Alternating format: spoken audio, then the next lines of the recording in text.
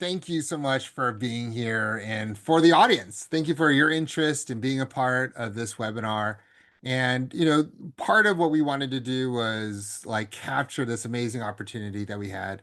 Rajiv, I pulled you out into Pittsburgh to come out and present to this audience called STEM Connect. And what STEM Connect was a conference for people that are in industries like STEM. Maybe they are in STEM, like they may be an engineer or they work for a company that's like tech oriented. But the reality is the topics we're talking about is not just related to that audience. So if you are watching, you're part of this group. It's not just for those that are in the tech field. It's for everybody because what we are is in this world where we have to engage and we have to relate with other people. And so I have the honor of leading in this conversation and reconnect with Rajiv and some amazing things that he shared to you that wasn't able to make it out to Pittsburgh. You missed out him. He moonwalked, he sang, he did Oh, some amazing things out there. But, next year you can join us at our next conference. But in the meanwhile, like I wanted to recap what he shared because there's amazing gold. And not just that, just to also extend it to really help like each one of you that are there participate. So I encourage each one of you, if you have questions, please put it in the chat box. We want to like answer all those. This is a real great time to be more personal and to engage. And as we go through and you ask questions, we'll pause, we'll help you to bring out. But the key is we want your voices to be a part of this conversation, not just mine and Rajiv's, but it's really like giving you a chance to benefit from some of the wisdom that he has. So, Rajiv, looking back at the conference, like what were some of the things that maybe stood out for you? Well, besides the moonwalking, obviously, I'm really glad you brought that up because that's really clutch. People need to know that the host, yes. the person from whom they're learning can moonwalk. That's so important. So because we can move backwards and forwards. Actually, maybe that's an analogy, right? This Yeah. is like a for every two steps forward, there's a step back. So just keep progress. That's good. I'm glad you brought up the And make it moonwalking. look like you're gliding in air, right? That's Effortless. right. It's effortless. It's effortless, is what it is. So, look, it was great to be a part of it. I presented for STEM Connect multiple times, and this was really great to be able to be asked back and to run a session that was 75 minutes on Gruntled, which is my talk on happiness, and then do the same thing for the college folks, which is a 60-minute version of that.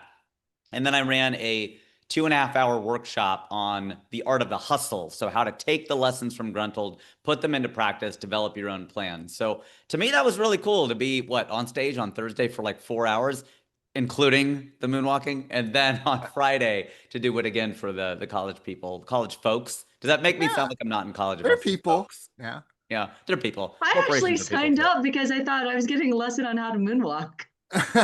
Well, yeah, if I had more of the screen, that's my excuse here today. Otherwise, But Razzie, for sure. you got to join us next year, right? That's what the cohort's for. Exactly, exactly. Yeah, we can't give it away. Noted, noted. Yeah. Mhm. Hey, so like there's this wide variety of audiences that you did. Obviously, we can't get all 4 hours here in our short time that we have, but notably, what are some things that you probably saw different between maybe the collegiate audience, the general audience, and maybe just some of the people that you rubbed shoulders with after your session in the hallways where they came up to you and asked you questions? That's always cool when people do that. And I'm right now reading a book called The Happiness Hypothesis by Jonathan Haidt. Jonathan Haidt is someone I would follow into a fire, honestly. And my wife is part of this wine club. Well, it's a book club, but I call it a wine club.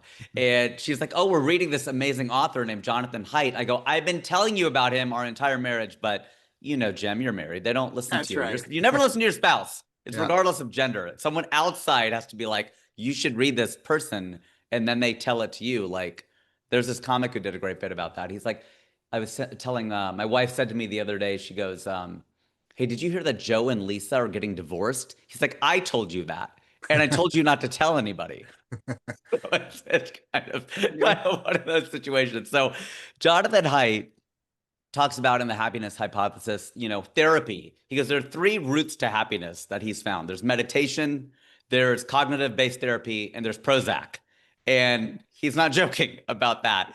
And, therapy, I had not heard it put this way, but I guess people go to therapy for tightening or for loosening. Had you heard that before, Jim? No. What is tightening and what is loosening? Some people need tightening. They're all over the place. They just need some discipline. They need to, come on, like pull it together. And other people are so wound, right? They're so tight already. It's like, dude, you need to loosen up, like chill out a little bit, right? Uh-huh. Which one are you? I well, I'm on the coach side of things, which means I'm more on the natural performer side. So I would say I need the loosening, which my wife does a great job of, like gets me to slow down and smell the flowers, so to speak. Yeah. So most of us need one or the other. Some of us sometimes need both. But I thought that was a really good way of putting it. And that's why general advice is so hard to give, right? First of all, people are not going to pay you for advice because they have Instagram. And so they can scroll through Instagram and LinkedIn and find advice. But what they want is maybe that universal advice that applies to everybody, that's general yet specific, but how to put it into practice. Jim, you talk a lot about transformation. And I think that's what's key is people can watch it. They can watch us on stage, listen to us, but then it becomes like stand up where they laughed, but then they left. And it's like, well, I remember he was funny, but I don't really remember what he said. That's not what we want. We want people to quote us back and actually make a transformation. And that's so good. Thank you so much for like recognizing that. And for the audience here, I think it's so easy for us to come to webinars and get our content filled and almost feel like we are armed for whatever comes our way, that we can fight the battles in our day to day. We all have challenges and I want to dig deeper on like, what is gruntled and what is like, how do we make happiness a part of that gruntled equation? But like, there's so much knowledge out there. And for me, I tell people like too much information can create like knowledge constipation and leads to frustration, and which is why we need that transformation, right? Like a lot of shun going on, right? But it's the idea of like, hey, we can fool ourselves to believe that because we know everything, we can do everything. But realistically, sometimes like, I grew up learning Taekwondo, right? Because I'm Korean, right? And there's all these memes out there that show you like the jujitsu guy like actually fights someone and they like meet them where they are and they grapple down. And then you see the Taekwondo person that goes like this, and then they go through the motions and they're like the other guy's like looking at them. And I feel like that's what life was for me. Is like I know a lot of things, but when it comes to putting them into motion and actually realizing like maybe if I use it for self-defense, do I really feel like I'm able to defend myself or do I feel safer?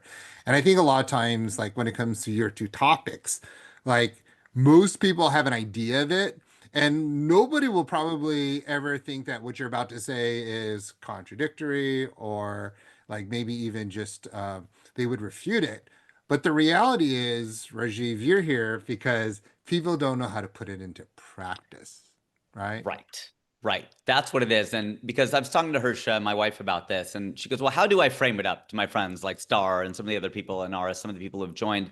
And I'm like, well, first of all, it is advice, but it's not, people will just generally say, well, I know it, but I don't do it. Well, first of all, you may not know it because there is stuff in the presentation that I feel like people, especially the college people, are taking pictures of it, right? They take pictures of the screen, and I'll share a few slides here, but that's when it's like, oh man, so they're pulling out their phone, right? They're actually going to take, it'd be great if it were film, because then that would be like an actual picture that they're like, digital is like, so what? They have 40,000 pictures, but wow, they use a film camera. It's amazing.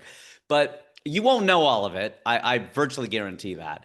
But it's not about that. It's not like, hey, look what I know and you don't. I mean, well, some of it's that, but it's mostly. But it's whether you can do it or not, right? It's mostly whether you can do it. Yeah. It's mostly how to put it into practice.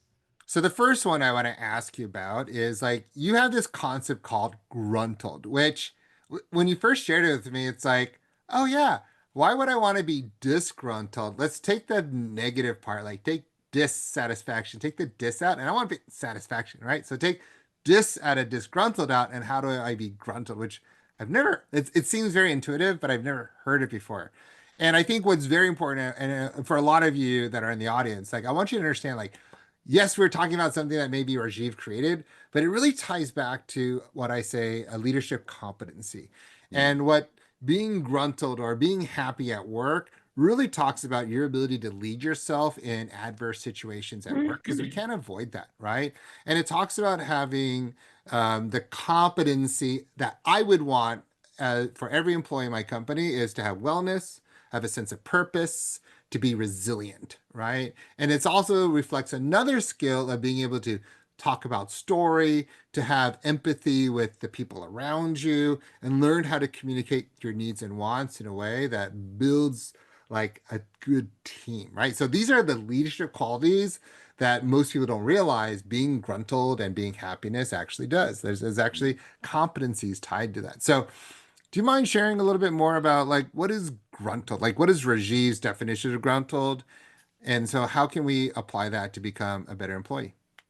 Sure. I think that's what is so key. Let me go ahead and share some of the presentation and I will hit share screen. I hardly ever share my screen, but I'm going to share my screen. It's a rarity for me to do this. Okay, here we go. Share. And then I wish I had this ready to go. Here we go. Okay, can you see the screen? Yeah. George Okay, Burns. so I'll just share a few slides that I think resonated with the audiences. And we talked about Voltaire and the importance of defining your terms, right? Voltaire once said, or maybe he wrote, I wasn't there, but it was along the lines of, if you wish to converse with me, define your terms. And I always think it's important to start with that because it's easy to get, what are we, 15 minutes in? And it's like, you know, the audience right now may be like, what are they talking about? It's like, well, let's bring it back to home base. What are we talking about? Well, we're talking about happiness and let's define it. So the comedian George Burns, who made it to 100 years old, said that happiness is having a large, loving, caring, close-knit family in another city. And I love that definition, but let's get serious for a moment and talk about what it really is, because Jim, you and I are Asian, so we can't diss our families. No. So happiness is a mental or emotional state of well-being characterized by positive or pleasant emotions ranging from contentment to intense joy. Does that make sense, Jim? I think in concept, like nobody would read this and be like, oh yeah, like disagree with it. But I think it's like really hard to recognize when you are happy. Like aside from like, oh my gosh, it's Razzie, so glad to have you here, right? Like you see people that do that and that's what this embodies. But sometimes, like, how can you create a pathway to achieve this as you're creating your life towards that versus I have it accidentally, but how do I recreate this in my life? Does that make That's sense? exactly right. The conditions for happiness. And Yes. that's the idea is that's why it's packaged as happiness, because I feel like there's a lot of life advice and how do we find satisfaction and fulfillment personally and professionally, especially because we feel like we're in this cycle, right? I mean, we achieve something and then there's societal validation, there's our own, internal voice and whatever else. And I don't think that I think that because I've seen things where people are like, well, don't have goals. And it becomes very Eastern and very Zen and very like, just live in the moment, man. And maybe that's very California. But I'm like,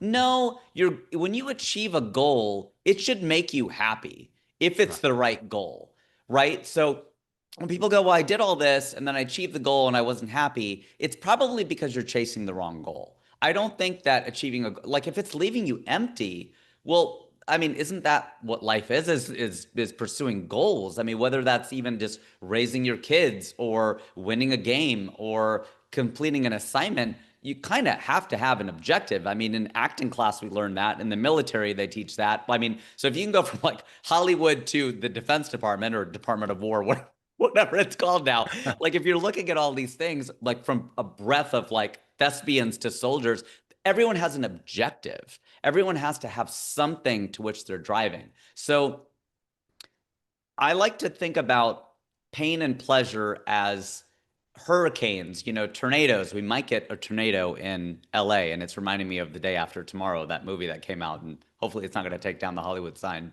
But, they describe hurricanes as, 80 miles an hour of sustained wind with gusts up to 100 miles an hour, right? You'll see that on the Weather Channel, like 80 mile an hour sustained, maybe 100, 120 gusts. And I think of pain and pleasure similarly. I remember I was coming off a breakup, and my wife doesn't like my breakup stories, but it's good that we're broken up. And so Not with your wife, but not with my wife, to be clear. The antecedent being the exes. So good clarification. Otherwise, this is what my house could look like. So You know, somebody had asked me, a friend of mine goes, "So how are you doing after this breakup?" It had been only a couple weeks. And I go, "You know how they say that hurricanes are sustained in gusts? That's my pain level right now, right? For a scale from 1 to 10, I'm at like a sustained 6, but I have gusts up to 8. Like I get into quite a bit of pain, but my sustained is like a 6." And she goes, "That's a really good way to think of pain and pleasure." Mm. And so my Mhm. promise to people generally is that most people to whom I've given this seminar feel like they're at like a 6, right? Okay. There are people in the class, in the college one, there was a 10. I was shocked. Ooh, She goes, "I'm at a 10." Um, and there are people who are down at like a 2 or 3, but mostly people are at a 6. And I feel like with my tips, I can get you to like a 7.5. okay. And that may not seem like a lot, but that's 25%. That's a lot. Jim, where do you feel you are on that scale from 1 to 10?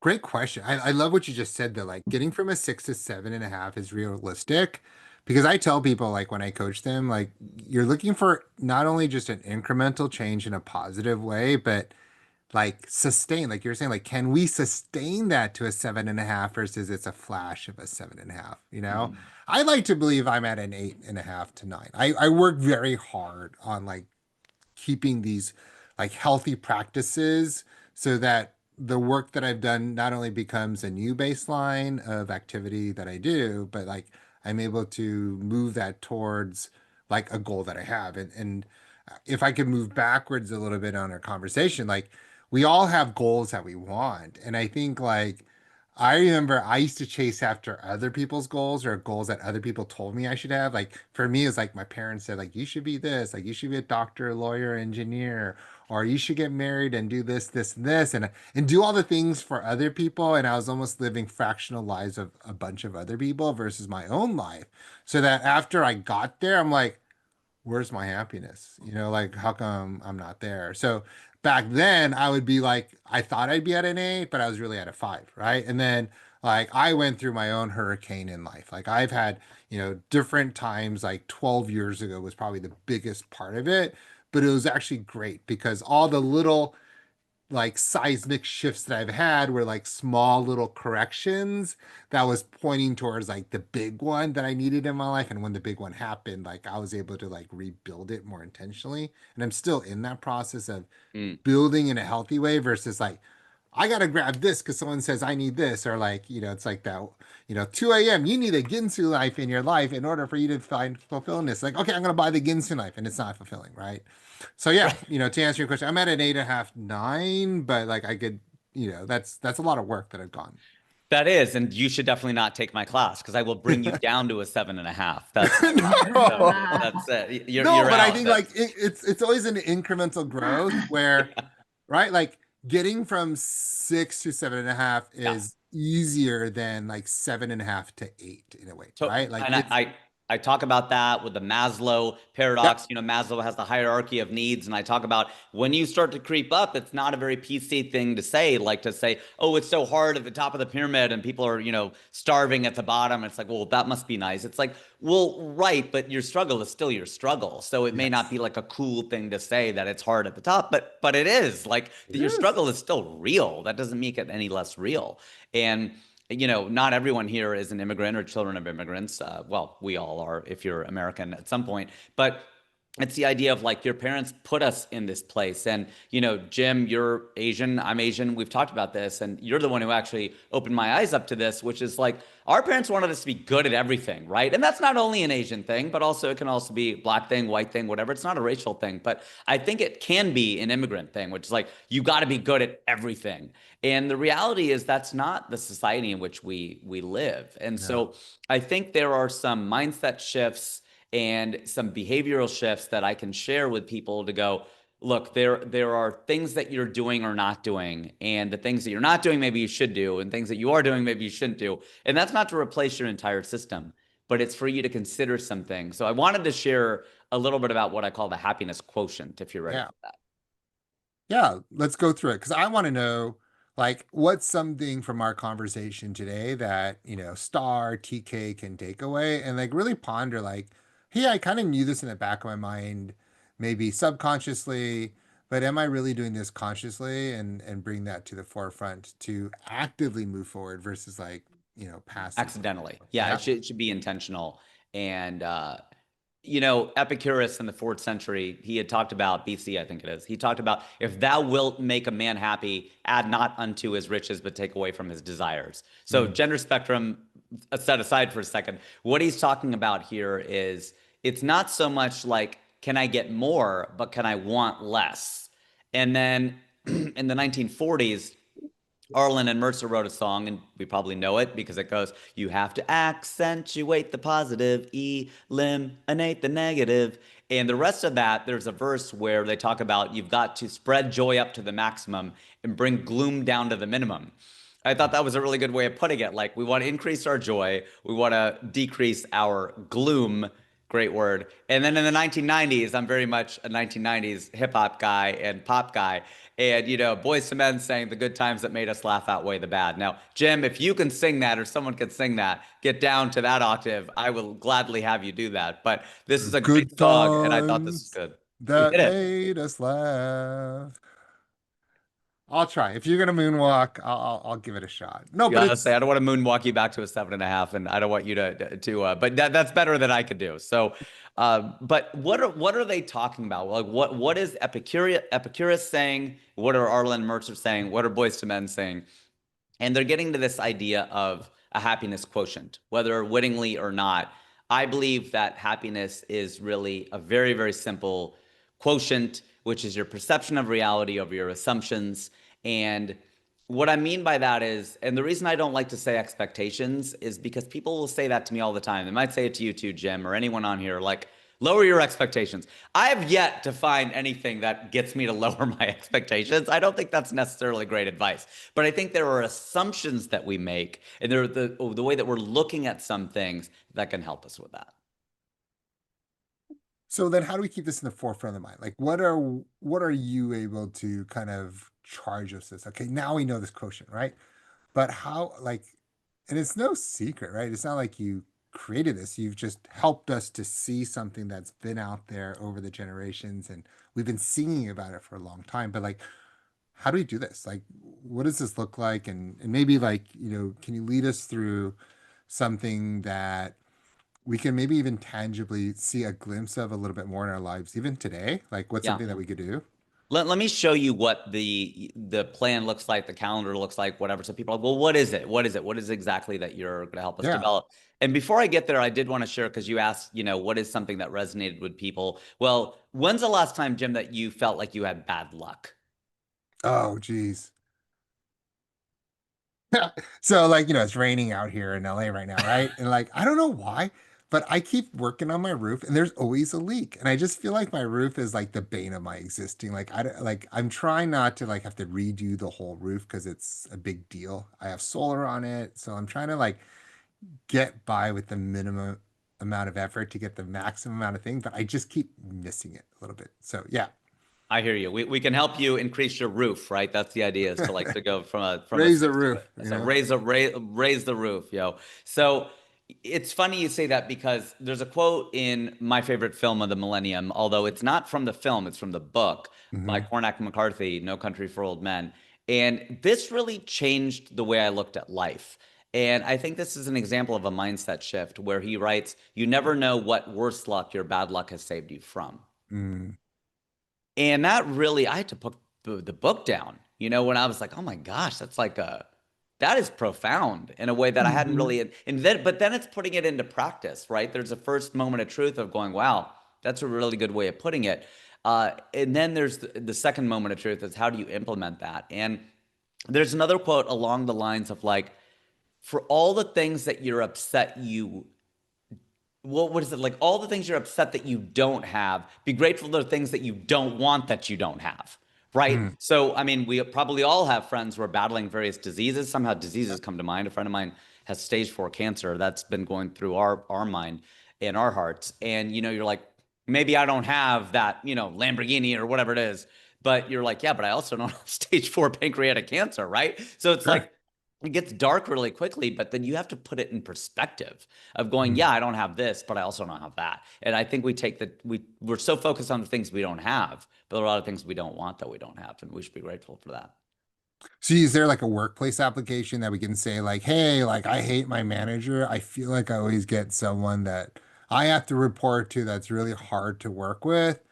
But maybe like what I'm realizing is at least I have a job. And not just like saying that I have a job, but like I have to learn how to work with difficult people, maybe. Is that Yeah, there's definitely the concept of managing up, and this was written about in the Harvard Business Review like 20 years ago. And I love the HBR because it is written so conversationally. And it talked Mhm. about how, oh man, it was something like a president of a division was impossible to work with and kept getting rid of all these vice presidents. And they brought in a new vice president, and it was the president's reputation was very well known, but they brought in this VP, and after 6 months, he flamed out.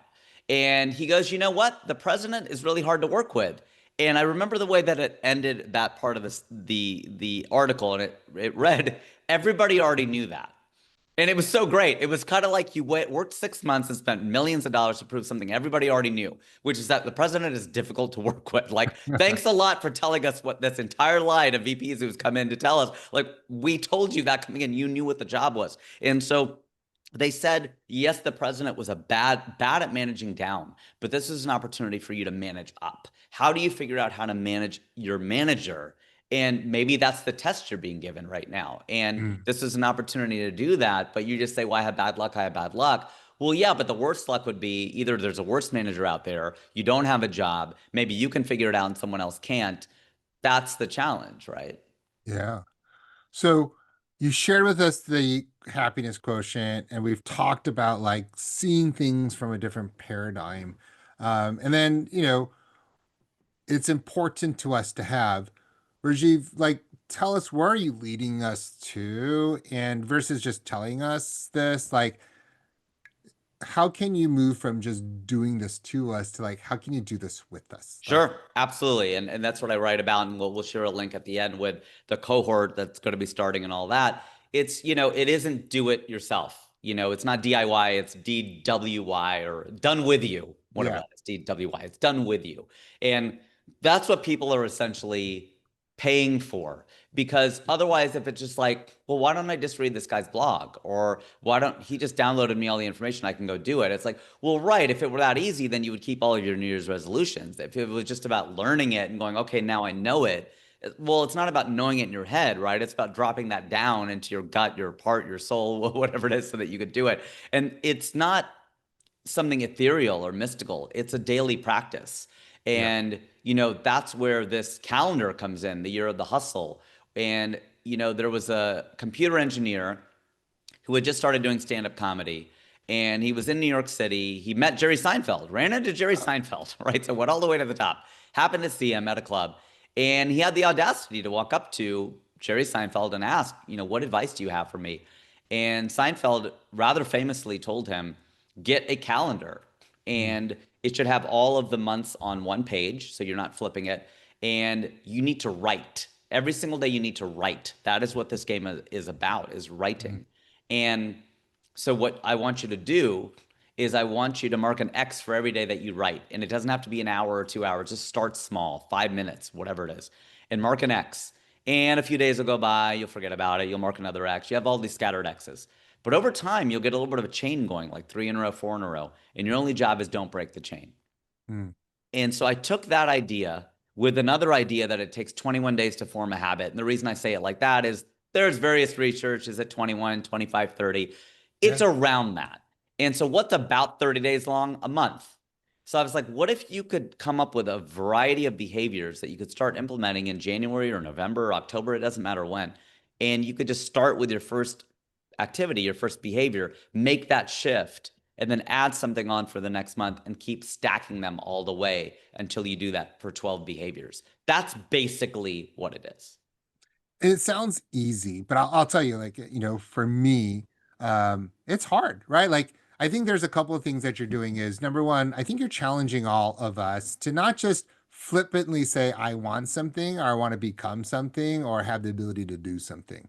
But I think what it is saying like, hey, if you really want it, then let's put some actions to it. Let's put value to it, which means you're going to put something on the calendar to do and commit to it. And then from it, you start becoming aware, like saying yes to this means I have to learn to say no to other things, right? And Right. keeping that promise. And And I love to, ask the audience, right? Like, maybe put in the chat box, like, what are some of the things that you've always said you wanted to have that you've never been able to achieve, but maybe because you undermined how much discipline it takes to have it, and is it worth it? Like for me, like I always think about, growing up, I know you're a big basketball fan, Rajiv. Like I wanted to be like Mike, right? I know you've got a picture of Mike, behind you somewhere, right? And and then, today's, maybe it's a little bit too late, but like Kobe Bryant, a lot of people wanted to be like Kobe Bryant. And like you had to go to the gym at 4:30 in the morning and want to work out until you're the last person at the gym to be like that. And sometimes people, you want something without willing to do the work for it. And I don't, that's not, that equation doesn't work. And so for my own story, like I remember I wanted to be healthier and I wanted to live longer. You and I, Rajiv, are have kids that are pretty young, and the challenge might be is, for me, it's like I want the challenge of being able to see my grandkids if my daughter chooses to have kids, right? Right. And that's gonna put me like in the 70s to 80s stage, like when that happens. So then I had to say, like, okay, let me back calculate that. If I want to do that, I got to go to the gym. And I want to go to the gym 3 to 4 times a week. And I was struggling with that, Rajiv.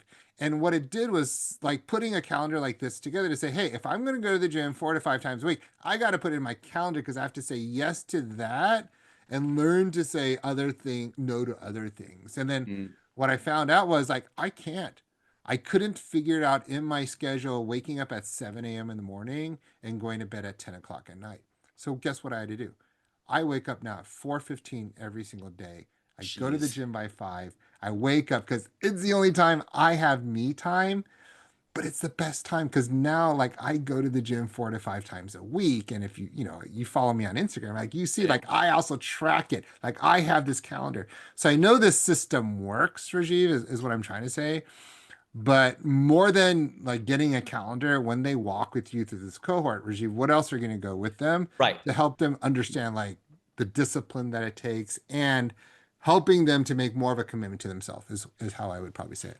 That's a great example and a great question. And the reason it takes, 4 to 6 weeks or whatever it's going to take, 6 weeks in the cohort in February, and we're going to do a couple of sprints here in the fall and in the winter, is because defining that stuff takes a while, right? Going over your own mission, your vision, your purpose, like taking some time and sitting with that and then going, well, what are the roles I play that we're going to get into here? What is it that is important to me? So this is a lot of words. They usually say don't put any more than 6 words on a slide, but I'm greatly violating that right now. So an idea here is I go, okay, well, I'm a comedian. And there are a lot of different roles that I play. I live in California, so of course I list myself first as a cosmic being, some kind of vibration of light or something like that. I'm not going to go through all of these, but let me just give you a couple of examples of like how I define myself. I say, well, I'm a human, I'm a man, right? I'm an American, I'm a connector, you're born in the year of the dragon, I'm a Pisces. There are a lot of different ways to define yourself. The idea is to get it down to like 5 roles that you play. And, you know, I've heard people say that you cannot do more than 5. And so Mhm. they have to make choices. They go, all right, well, look, I'm going to be, and right now my son is 4. So being a good husband and being a good father kind of go hand in hand. I don't think they always do because I think as your kids grow up, what I've heard from people in my seminars and webinars and sessions is like, it starts to separate out, right? When we become Yep. empty nesters, then like, still, managing or my relationship with my daughter, my son who's now away at school feels pretty different from how I need to treat my wife or my husband, my partner. So these kind of become then 2 roles. But when you're at home and we're playing Candyland with Naveen, and I'm also my mother's son, my mom lives with us. I lost my dad last year. That whole idea of just being like a family man is like playing Candyland and eating dinner with the family tonight. That's pretty much like doing all 3 of those things. Now, that doesn't mean that's all I have to do, but that's an example of something where it all dovetails together. So it helps people make choices around, well, I'm going to decide that, yeah, I'm a neighbor, but how important is it for me to be a neighbor or a citizen right now? Like, I guess being a citizen is going to take a back seat because what I'm going to need to do, I need to be a good dad. I need to be a good worker. So most people will generally say that their function is one of the things they do. If you're a lawyer, you're an accountant, you're a doctor, you're an engineer, you're a programmer, whatever you are, that's probably one of your roles. Almost certainly. So that's going to take up a lot of your time right there. So this is just an example. And the idea is to overwhelm you a little bit so that you go, oh, wow, there's a lot here. I'm a human being. There's a lot to me. There are a lot of spheres that are going on. So the idea there is to go, let me look at that and help you break that down. Again, because we don't want you chasing roles that are defined by someone else. We want them to be defined by you. And put them into a hierarchy, right? Of like, what are you going to do your Maslow on, right? Like, Mm. what's the most important? And be okay with it. Like, sometimes, if I look at this list and I might be like, well, and it was funny. Sarah said, like, how come friends not on there? Well, maybe it Yeah, would be on it there, should but it would be. be the top five. Like, I'd like husband would probably go before that, right? Being, a leader or like being, California, like performer. Like, there are this hierarchy of things that you have to balance out, but realistically, how many can you do at a time? At least be intentional about it and get that like, if there are five plates that you're spinning, right? Like you want to get the main important plate spinning first before you try to do all the other plates at the same time, right? That's right. That's right. So, do we have anything in the chat you want us, or you want me to just go to the next slide? Yeah, just keep going. Like, Okay. Okay. So, let me give you some examples, and this is to go. This is just so you can look at it again, a lot of words, and go, okay, I get what he's talking about. Like, give me something tangible that I can read. This doesn't mean that these have to be yours. Some of them might dovetail with what you want to be, and a lot of these are very heady, right? So it's like some people don't operate this way, where it's like this is very neurologically, like for the neurologically diverse, and people are just like, okay, or divergent. There's a lot going on here, right? In your head, your heart, your gut. But the idea is to find daily behaviors that I go, I'm going to do these things every single day. And you're going to go, whoa, how are you going to do all of these in a day? Well, you build up to it, right? I'm not saying on October 15th or December 1st or January 1st, just start. In fact, I caution people against doing that, where people are like, well, I'm going to start with two at a time. I Mhm. really caution you not to do that. Maybe you could do it and I can't, possibly. But I really think it's picking one of those things and building. So these are some examples of things that I do every day, day in and day out. And I haven't missed a day in a decade, right? I've been building this thing for a while. And so there are ways to increase it too, to go, I'm going to meditate for 2 minutes a day. That's it. That January or October, whatever it is, I'm committing to doing 2 minutes a day. I'm going to put an X on my calendar. Great. Later, the next year, whatever, you can go to 5 minutes a day or 20 minutes a day or whatever it is. So it's not about the numbers. It's not about, because there's a Japanese proverb that goes, if you want to be great at something, do it for 1 minute a day. And Yeah. obviously the idea, and Jim, you know this too, we use tricks to get ourselves to work out. Like just put your shoes on, right? That's what they say. Put your shoes on. Now just go across the street, go to the gym, just go to the gym. It's like getting a girl up to your apartment. It's the exact same thing they teach you. Right? It was Finny said, just a little bit, right? So, okay, maybe that's a little NPC. But my idea is like, you don't go for like, hey, do you want to get married? That's not how you meet someone. That's not what you do the very first time you meet someone. Hey, do you want to grab a cup of coffee? Right? It starts from there and then you build on it. So that being the idea that you start small and then you go big. So Navishka writes, like, give me this list so I can pin it in my room and check every day to make progress, right? But it's also, I would say again, more important why to have Rajiv walk you through your list because your list may look different. Like these all look great, but like you want to make sure you're creating what makes you happy for your goals. Sure, these will make you happy, but will it build your goals in a way? Correct. That's And not right, Rajiv. that's No, the whole so idea is that the we're, reason the oh, go reason ahead. I said that because 80% of list is what I have on my list as well. So I'm like, it's well prepared, so I can just pin it and do it in my way. That's Absolutely. good. I Yeah. mean, a That's lot of good. these are on my list too, Navishka, Yeah. but like, what are some things that you might be missing that should be on your list that you won't check off? Would be another thing. Yeah. Like for me, like what's not on here that I have to, like, because it's unconsciously something I don't do is I have to, this sounds stupid, but it's literally something that drains me and I need a reminder is I gotta have 200 grams of protein every day. And that is like, if I don't think about it, I'll totally forget it and I'll be malnourished and I'll waste away because I'm over 50 years old and I'm fighting sarcopenia, right? Like I'm trying to keep muscle mass to live longer. And that's not on this list, right? And so this is again an example of like, we want to curate things that work for us and we may have other priorities. And the reality is like you can't do like Rajiv, you don't do all these all the time, right? Like you're putting this in that calendar, right? And creating that schedule. So the idea for me, and this is why I love this quote, what you do daily determines what you become permanently. Yes. And a lot of these quotes are very simple. They're very simple. And to your point about how you get up at 4:15 a.m. every day, I've one of my slides, I'm not going to share all my slides here at once and PowerPoint everyone to death or keynote everyone to death, but it's, a very simple quote that goes, the successful person is willing to do what the unsuccessful person is unwilling to do. Yes. And it's just so basic that you're almost like, am I going to put that on a slide? Like, that's so obvious. Right, it's obvious, but that's the thing. You're willing to get up at 4:15 a.m. You saw my reaction where I'm like, oh my gosh, I don't know if I could do that. Well, that's why you go to the gym 5 days a week, right? I mean, I go 3 to 4, but Yeah. like I'd like to get to 5. Well, maybe it would entail getting up earlier. Again, the idea is to find practices you can do every day. And again, some of these things are, yes, like I do them in a week. So you saw one that read, at the very bottom right, balance our checkbooks every Sunday. So I Yeah. do that by Sunday at some point. So I'm not balancing them every day. That would be a lot. Yeah. Yeah. So it's more about in a week, but then you got to build a tracking system. And that's what I can help you build is a tracking system so it doesn't fall through the cracks. And you wake up Monday and you're like, oh, I didn't do that thing. I can't mark an X. I broke my streak. And again, it's not about the streak.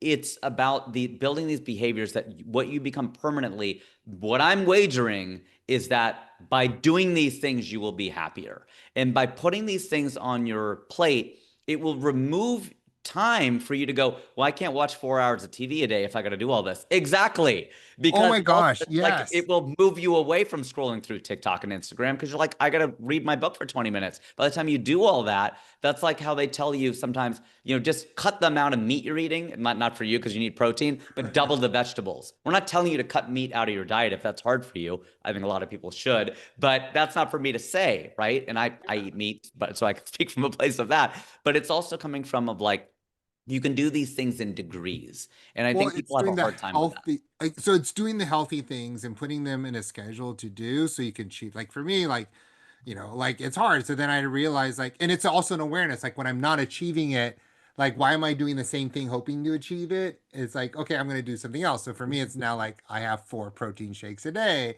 that helps me to offset the protein I don't get in that way. But also like I realize I have to wake up at 4:15 because if I want to do all the other things that are important to me, then now is the only time slot to have it, right? So that's why like yeah, I could recommend like sure, Stark, wake up at 4:15. TK, let's go. 4:15 a.m. We'll get in a group chat and I'll say, are you up? Are you up? Are you up? Hold each other accountable. But that might not solve your goals, right? Like it solves mine because I don't have a life after 8:15 p.m., right? I go to sleep at 8:30 p.m. That works for me. That would probably I'm a stand-up comic. I can't do it that. doesn't work for you, Mhm. right? Like we Yeah. can't have Rajiv falling asleep on stage. Yeah. The Um, audience will fall asleep, but I can't fall asleep. so I want us to close the loop on this. Okay. So like, hopefully for you that have been watching this, like, and if you have questions, please throw them in the chat. We want to answer them, or even feel free to raise your hand. Cause I think this is the part like, do you feel like you understand like why it's important to spend more time with Rajiv? And the goal is like, again, we know a lot of this intuitively and maybe unconsciously, but it's can we put this more consciously in a way that not just intuitively works, but it works towards a goal, is what I'm saying, right? And that's what you look like. That's what happiness looks like. So I want that not to be lost on anyone. This is at a friend's wedding. So Yeah. So I'm going to even put more. this in the chat box. I'll put a link for people to learn more about your cohort. Um, and then, what does this look like? Any highlights, Rajiv, that you want to invite people to, or? Yeah, I'm glad you put the link there, and I could also put it up on screen here, which is thank you. Obviously, there are my socials, and that's the QR code. You can absolutely take a picture of that and sign up. What that will take you to is the landing page as it exists right now on my Substack. I know that's a little unusual, but it will give you all the details. If you're not yet convinced, and it will give you the dates for the 4-week sprints. I'm starting one next week, and it'll be offered for a lower price. than any of them going forward. Actually, that one and then one in January. So some people want to get a jump on their New Year's resolutions and not wait until 2026. Like, let's go right now. So that is an opportunity for you to do that. They will be recorded, but we'll be very mindful about that because obviously people, are like, well, I got to share and this is going to be put on a website. It's like, we're going to, obviously you have to trust me to do this. If you don't trust me to do it, it's like, how would you trust me? But like, I think, we'll share those things. If you can't make them in real time, that's okay. We'll do a 4-week sprint in October, another one in January, and those will be the same. You don't have to do them both. And that will be a shorter version of what we'll do in February, which is a 6-week cohort. So you'll still get it, but the reason it's also reduced price is, hey man, this is the first couple of times I'm running these. They're ready for prime time. As you can see, we've run these for, well over 1,000 people, but at the same time, we want to be fair. So I guess I would close by saying that, good advice is costly and bad advice. What do they know? Good advice is pricey and bad advice is costly. So, things cost money, but if you were serious about transformation, we got to put a little skin in the game. I think on the other side, it's like, hey, let's put a commitment to ourselves in a way. Like, I like to say, like, hey, there's a lot of stuff out there on the internet, like even this webinar, right? It's free, right? But the reality is, unless it gives you the results you're looking for, and how many of us have done the same thing, hoping for a different result of reading books, watching YouTube videos, and maybe doom scrolling on Instagram, like with the inspiration for something and aspire to be something. Well, this is an opportunity to actually make it happen. So instead of just like, letting good for nothing be worth its price, my advice for every one of you is like, what if we were to like start now, like start with a sprint with Rajiv and do something short, but again, build yourself up towards the goals that you have. And I imagine Rajiv, like they can also reach out to you and feel like they can ask you questions anytime, right? Absolutely not. No, I'm kidding. Yes, they can. So that's the that's you're paying for that access too, like for me to Right. help walk you through things. I mean, it's very time sensitive and energy sensitive because I care. I mean, I want people to do this. It's helped me be happier, and why wouldn't I want people to be happier? So that's good for society and the world at large. And that's the biggest thing that I've like wanted from Rajiv is like, hey, Rajiv, like a lot of people come up to me and say, hey, Jim, I want to be a speaker for SACE. Can I do a talk? And I can say things like, look, everybody can say things, but I want to know that you can walk with people, meet them where they are, and help them to achieve their goals. And that's something Rajiv can do. And I think that's a very big differentiator. And I don't think a lot of people understand like how valuable that is. Like, what would it look like if your life were to change? How much would it be worth to you to have greater happiness in your life, to feel more fulfilled, and how would that translate into actual performance reviews being higher at the job place and your manager seeing you more favorably? And I think that would pay for itself in a way. Clarence, you got your I hand hope so. up. Do you have a Hope so. thought? And yeah, Question you wanna questions. Yeah, you just hit it. I'm trying to type and and listen. But Rajiv, first off, great. Thank you for being a speaker at STEM Connect in Pittsburgh a couple of weeks ago. And as I was listening, and bingo, Jim, you touched on what I was trying to type, which is, sometimes we blur, right, happiness with, personal happiness or happiness at work, whether it's a promotion or a great 360 or, performance review or, or a pay raise, right? That's happiness, right? But, I think about, you had a slide where I had 20 odd things that you were trying to attain. So my question here, and maybe for the audience to think through as well, is, well, gosh, oftentimes we blur, right? We may be confused, right? My happiness is tied to my work, my profession, right? And then maybe that's true, maybe that's not so true. But is there room? So the question is there room to work on a goal that may be both professional work, right, and personal?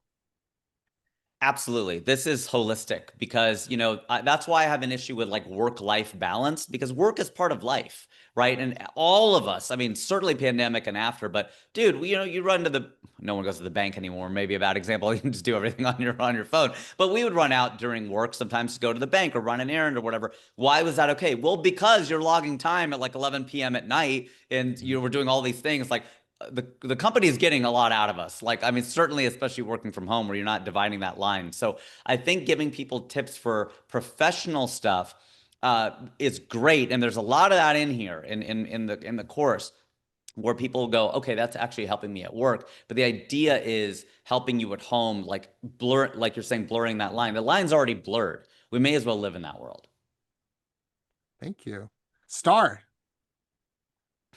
good to have you. Thanks for joining us. You have a question or thought? Yes, thank you, Jim. And Rajiv, excellent presentation. I mean, I was also on my computer like Clarence, like typing stuff away because a lot of the stuff that you were mentioning was raising a lot more questions in me in different ways. So, like Jim, I also feel like my happiness level is like at a good 8.59, but it does take a lot of I don't want to say work, intention. There's a lot of intention that I put into it from the very early morning with my own meditation practice and throughout the day, etc. And I wanted to ask a question. As you were talking, I noticed that certain things that I want to create in my life, I feel like my yes is not strong enough. Like I speak of it, I talk about it, I want it, it's ideal. I could even envision it, but maybe that isn't the reason. But I feel like my yes isn't strong enough because I have committed to responsibilities with having 3 children, having a full-time job, divorcing and separating. So I'm the primary provider. So the responsibility bucket is already like at capacity in a say. But at the same time, like I know things want to burst through me and I see it, but I don't know. I'm thinking my yes to that new opportunity is not as strong, I guess. So if you could talk a couple of things about it, I would appreciate it. Thank you for sharing that. Obviously, that's very vulnerable, and that's what we hope to get in this course too. Is I'll share things, and we'll have people, human moments where people are going. It's not just in your head. It's like this is done with our heart. When you say your yes, do you mean kind of your raison d'être, like what's driving you forward, your purpose? Purpose, meaningful, more meaningful purpose. Yes. And Jim and I talk about that a lot, just the promise you're making to yourself and keeping. And, I've taken classes that refer to it as your MVP, your mission, your vision, and your purpose. And, your vision, we start with vision because the vision is the where. It's a world where, right? So Star's life will look like this. This is the destination. This is where we're trying to go. And your purpose is your why, and your mission is your what, right? Your mission is like, what are you doing day in and day out? So if your mission then is to if your purpose is like, this is the why, this is what's driving me there, my North Star, that's what's going to get me to the where, like it's moving me forward. But what am I doing? How am I doing it? And that's where it all ladders up. So in the presentation, I skipped to the very end because I'm like, people want to know what it is. Like, what is this thing? Could you just tell me what it is? Because people will pitch and pitch and pitch. You're like, you're not telling me what the thing is. So I never want to leave people with that. But what we skipped over was the first couple of weeks of really defining that purpose and your reason for going forward. I hope that answers your question. I love your MVP acronym. Yeah. I mean, it's not only mine. I like that a seen it lot. in various courses, but it really hits the spot. Thank Yeah, you. and like actually what you're saying is maybe Star for you is you've got a lot on your plate, right? So maybe it's like your vision is compelling and it's pushing you towards a certain direction, which is great, but it's also like maybe Rajiv is going to help you walk through like what are the small disciplines we have to do to be okay getting there as long as you feel like, hey, I know this pathway I'm on is going to get us to my destination. I just have to be a little bit more patient that it might take a little bit more time because, I call it a backpack. You got a backpack full of responsibilities that you have to do, which George might be a little Clooney. bit harder than like somebody else. Like for me, I only have one kid, kind of a thing. But I think as long as you're in that trajectory, like that's going to help you to feel more comfortable and get you to like know that. And again, you're at the 8.5, so getting to 9 is going to take a lot more time to do. Or you'll be still at an 8.5, but it will be less effort. To your point, Yeah. right? Won't feel like work. It'll feel like intention. So instead of being accidentally happy, you'll be intentionally happy. I like it. Thank you, guys. This is Thank helpful. you. Thanks so much for being here. We got Sarah got her hands up. Sarah, Hi. Hi. Hi. My question's coming from the career question that was right before that. Rajiv, I would love your thoughts on my philosophy has always been it's like two routes. Either you work to pay for what you want to do, or you do what you want to do for work. Mm. And I think you'd be a great person to like touch on that because I personally worked at Amazon, had all the money, and ended up leaving to do something that was more fulfilling. But like, is there a good balance you could give to people in both scenarios? That's a fantastic question. And yes, there was a clip going around. There's this guy like makes fun of people on the internet, and there's this person talking to this interviewer, and she's like, don't love your job, job your love. Mm. And the interviewer's like, I love that. And it's just this really fake kind of like thing that you're like, oh my gosh, it just sounds so awful. So people started leaving all these comments like, yeah, I don't hate the player, player of the hate or whatever it is. Like they're just trying to make fun of it. But if you think about what she's really saying, she's not wrong. What she's saying is like, how do you take like what you love and make that your job? So let's not be intentionally obtuse, not you. I'm just saying the people who are commenting. It's like, what she's saying. Yes, it sounds kind of silly, but a thing that I heard like 20 years ago, because this is also largely a journey of how I went from being an engineer in Ohio to an entertainer in California, and the wisdom I've gained along the way and the help that I've gotten from people. And one thing I had heard a long time ago was sometimes you don't have to do something different. You can do what you're doing differently. Mhm. Yeah. Wow. And it's got Lee in it. So Jim's Lee. Yeah. Yeah, No, that's so I knew true. that would resonate with the Koreans. I love that. And for Sarah, hopefully that helps you like reframe. Like for me, I tell people like, instead of you working for your job, how does the job work for you? Like, what do you want to gain from work, and what do you need from work versus like just money, because you can get that anywhere in a way. I love I that. imagine that helps you to become more gruntled than disgruntled, right? Yeah, I mean, and I know we're up on the hour here, and if people have to drop, I totally get it and get in touch, all the things, as we said. But, my friend Anita, not Anita, she's not Indian, she's white. So Anita, she and I worked at P&G together, and, she had left her job to go be a chef. She loves cooking.